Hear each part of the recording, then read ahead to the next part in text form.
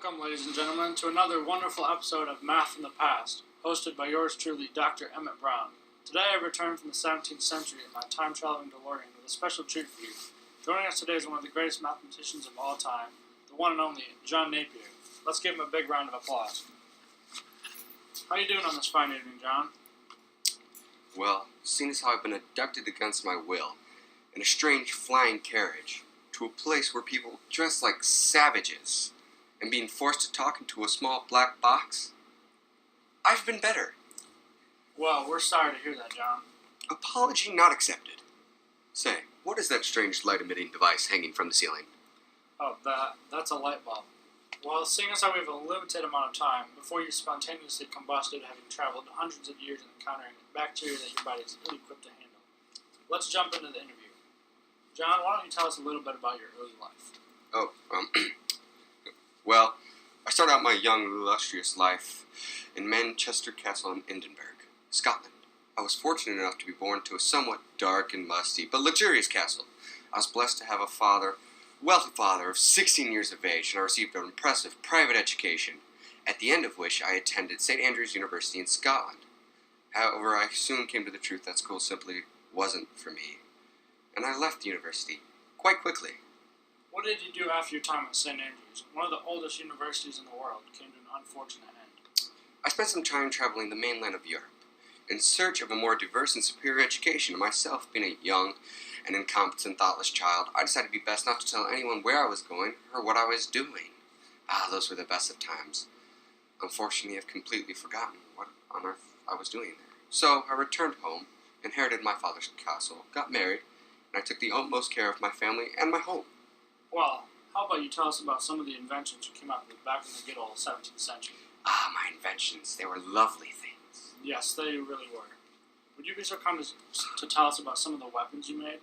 Well, Dr. Brown, I've invented some of the most advanced weapons of our time. Of your day? I'm sorry? Never mind. Continue. Where was I? Oh yes, the most impressive inventions of our time. I created a machine that could travel underwater, and another that could kill all cows in a mile's radius. And then, I created a fully functioning machine gun, unfortunately with which I killed an entire herd of sheep outside of my castle. They all disappeared in a white plume of smoke. Sounds unfortunate. Why don't you tell us about some of your more productive inventions, like the Napier bones? My bones, they were quite something, weren't they? All numbering and such. Well, they actually worked like this. Each number, 0 through 9, is its own strip that contain the multiplication tables for that number. To use this system, you would take the rods of the number you were multiplying. So, say we were multiplying 308 by 6, and line them up in order. So we have 308, these are the 3 separate columns, and we're multiplying by 6. We go down to the 6th row, and then we start at the right, and we add the numbers diagonally in the 6th row. So for this, it would be 8, right here, and then 4 plus 0, which equals 4, and then 0 plus 8, which equals 8, and then 1, which equals 1. Therefore, the answer for 308 times 6 equals 1,848. Wow, John, that's simply incredible. Now tell us about your calling card, logarithms. Well, I was presented with the challenge of multiplying and dividing large numbers, and the amount of time it took to do so. This problem was mainly a problem for astronomers, so I came up with the concept of logarithms. I used logarithms as a way of changing large numbers so they could be easier to divide and multiply. Your theory was based off the number 10 to the 7th power. What was the reason for this?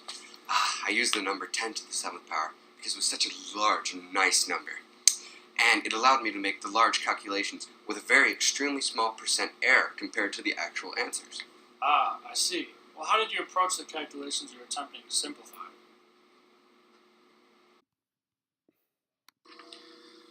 I thought of 2 number lines, one ranging from negative infinity to infinity with point Q on it, and one line segment going from 0 to 10 to the 7th with point P on it.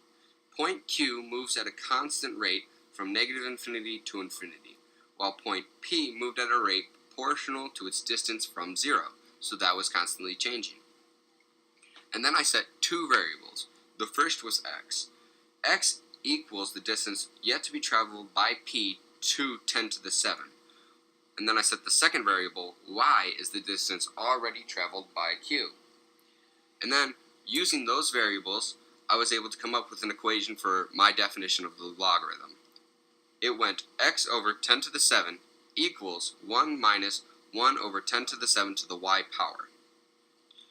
And then, using this equation, I spent 20 years creating logarithm tables for mathematicians to use to calculate logarithms. For example, I'll start with an example. Let's take, for instance, the logarithm of, say, 1,210. We'd first convert this into scientific form, which is 1.21 times 10 to the 3. And then, using the basic rules of logarithms, you're able to separate those using multiplication as addition. So the log of 1.21 plus the log of 10 to the 3 equals the log of 1,210. And then, using my tables, you would then find the log of 1.21 and the log of 10.3 and simply add them together to give you the log of 1,210. Wow, that's splendid. However, it is a shame that the equation was a little different compared to the equation we have today for logarithms. Pardon? Oh, sorry, I shouldn't have said that. What do you mean it's different? Well, your equation was close to the correct definition of a logarithm. It was not entirely correct.